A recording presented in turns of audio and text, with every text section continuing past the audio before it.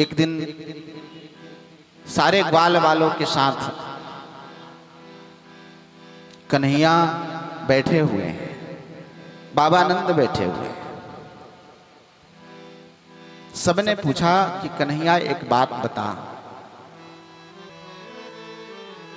कि वो गोवर्धन का पर्वत तुमने अकेले कैसे उठा लिया? हम सब मिलकर के भी नहीं उठा पाए और तुमने अकेले एक अंगुली पर धारण कर लिया। कन्हैया, कभी कभी मुझे लगता है ना कि तू साक्षात नारायण का अवतार है। कन्हैया, तू मुझे बता ना, तू कौन है? कन्हैया सबसे कहते कि देखो, तुम्हें पता नहीं है मैंने कैसे गिरिराज पर्वत उठा लिया। कछु माखन को बल बढ़ो। मेरी मैया मुझे रोज माखन खिलाती थी, तो उस माखन खाने से मेरे अंदर बल आ गया। कछु गोपन करी सहाय।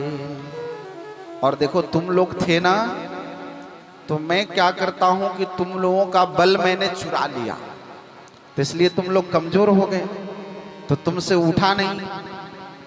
तो तुम्हारे होने की वजह से तुम्हारा बल मेरे में अंदर आ गया।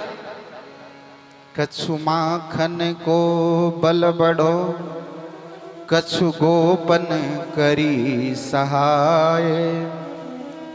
श्री राधा जू की कृपा से गिरिवर लियो उठाए। बोलिए राधा रानी सरकार की जय हो। कि राधा जी का नाम लेने से ना मैंने गिरिराज पर्वत को धारण कर लिया। ग्वाल वालों ने कहा, कन्हैया तुम्हारी एक बात मुझे बहुत सत्य लग रही है। क्या? मेरी मैया भी रोज मुझे माखन खिलाती, लेकिन मैं देख रहा हूं कि मैं प्रतिदिन कमजोर होता जा रहा हूं, तो मुझे ऐसा लगता है कि सच में तुम मेरा ताकत तुम चुरा लेते हो। माखन चुराते चुराते कन्हैया तुमने हमारा बल भी चुराना शुरू कर दिया। बाबानंद कहते हैं कि कन्हैया, सच में मैं जानना चाहता हूं, मुझे कभी कभी ऐसा लगता है कि कहीं तू नारायण तो नहीं है।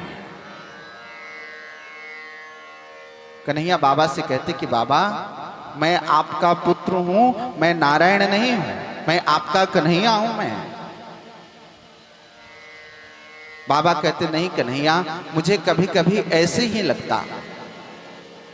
सच बता, क्या तू नारायण है? कन्हैया ने कहा कि बाबा आप एक बात बताओ, आपको नारायण से क्या काम है? आप काम बताओ, मैं वो काम आपका कर दूंगा। मैं नारायण हूं या नहीं हूं, लेकिन आप काम बताओ। बाबा ने कहा कि देख, यदि तू नारायण है ना, तो मैं तुम्हारा वैकुंठ दर्शन करना चाहता हूं। कन्हैया ने कहा, आपको वैकुंठ दर्शन करना है? मेरी नारायण से दोस्ती बहुत अच्छी है, मैं आपको वैकुंठ दर्शन करा दूंगा। सभी ग्वाल वालों को, बाबानंद को कन्हैया ने कहा कि देखो, आप इस कुंड के जल में डुबकी लगाओ। उस कुंड का नाम ब्रह्म कुंड है। तो ब्रह्म कुंड में जैसे ही ग्वाल वाल बाबानंद नीचे डुबकी लगाते हैं, डुबकी लगाते ही ठाकुर की ऐसी लीला कि सारे के सारे वैकुंठ में पहुंच गए। वैकुंठ में पहुंचे, वहां देखे कि सारे के सारे भगवान के पार्षद चतुर्भुज ब्रह्मा वेद पाठ, भगवान दिव्य पर्यंक पर शयन कर रहे हैं। भगवती श्री लक्ष्मी भगवान की चरण सेवा कर रही है। वहां कोई किसी से बात नहीं करता। ये आपस में ग्वाल वाल बात कर रहे थे। भगवान के पार्षदों ने डांट दिया, तुष्णिम बभुआ, यहां हल्ला मत मचाओ।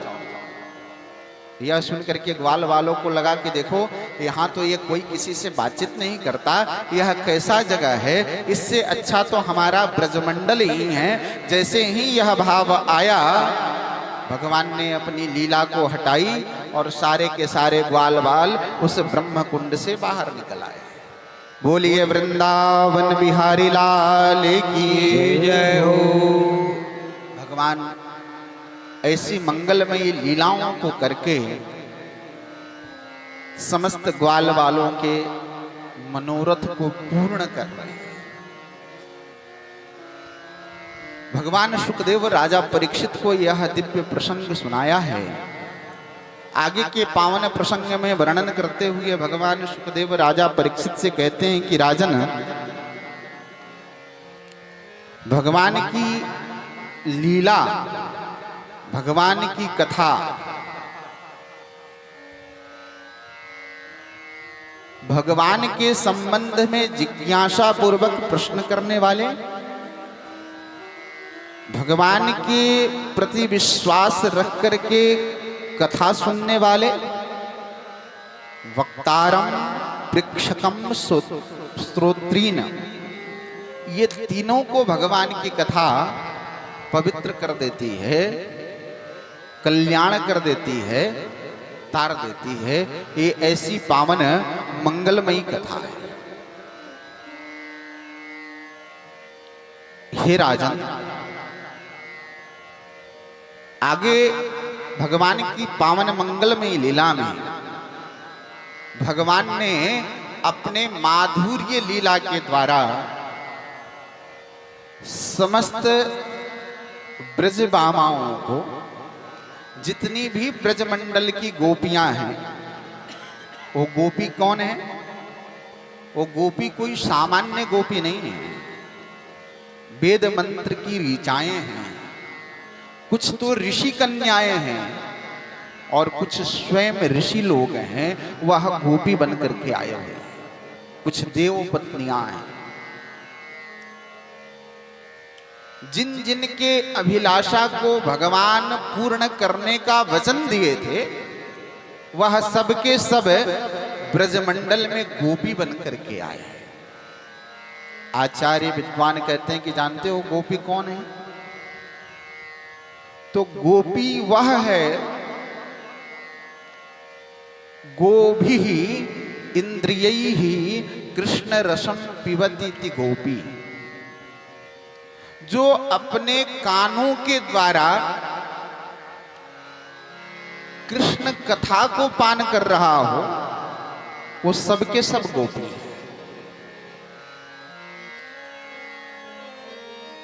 वो जो गोपियां हैं, उन गोपियों के मनोरथ को पूर्ण करने के लिए भगवान माधुर्य लीला करते हैं। और यह माधुर्य लीला भगवान का अत्यंत गोपनीय लीला है। इस लीला में सबका प्रवेश नहीं और इस लीला के अधिकारी सब नहीं।